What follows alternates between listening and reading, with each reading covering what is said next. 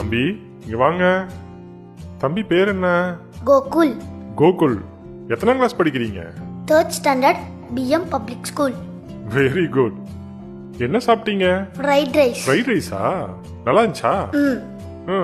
Fried rice எதுலப்பா செய்யறாங்க? அரிசியில. அரிசியிலையா? இந்த அரிசி எங்க இருந்து கிடைக்குன்னு உங்களுக்கு தெரியுமா?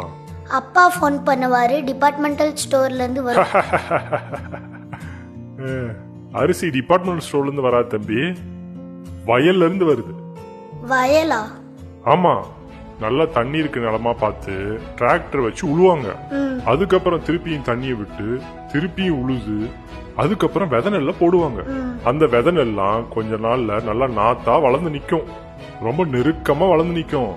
அப்ப அந்த நாத்தை அங்க இருந்து எடுத்து நல்லா பிரிச்சு இடைவேளை விட்டு நட்டு வைப்பாங்க.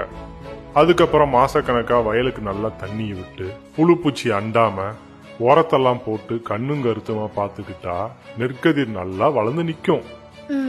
அதை அறுவடை செஞ்சு நெல்ல தனியாவும் வைக்கோல தனியாவும் பிரிப்பாங்க. அதுக்கப்புறம் அந்த நெல்லை நல்லா வேக வச்சு வெயில நல்லா காய வச்சு அரைச்சாங்கன்னா அரிசி கிடைக்கும். இந்த அரிசியை தான் பேக் பண்ணி உங்க வீட்டுக்கு பக்கத்துல இருக்குல்ல அந்த டிபார்ட்மெண்ட் ஸ்டோரு மற்ற கடைங்கெல்லாம் அதுக்கெல்லாம் அனுப்புவாங்க. அங்க இருந்து தான் எல்லாரும் அரிசியை வாங்கி சமைச்சு சாப்பாடாவோ இந்த மாதிரி ஃப்ரைட் ரைஸாவோ நம்ம இலைக்கு வருது. இத்தனை மாசமா இவ்வளவு பேரு கஷ்டப்பட்டு உழைச்சி உன் தட்டுக்கு வந்து சேர்ற இந்த சாப்பாட்டை இப்படி வேஸ்ட் பண்ணலாமாப்பா?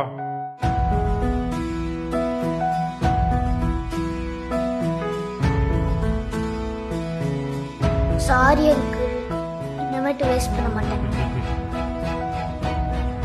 உனக்கு எவ்வளவு சாப்பாடு தேவையோ அது மட்டும் தான் எடுத்துக்கணும். அதுதான் உனக்கும் நல்லது, உலகத்துக்கும் நல்லது.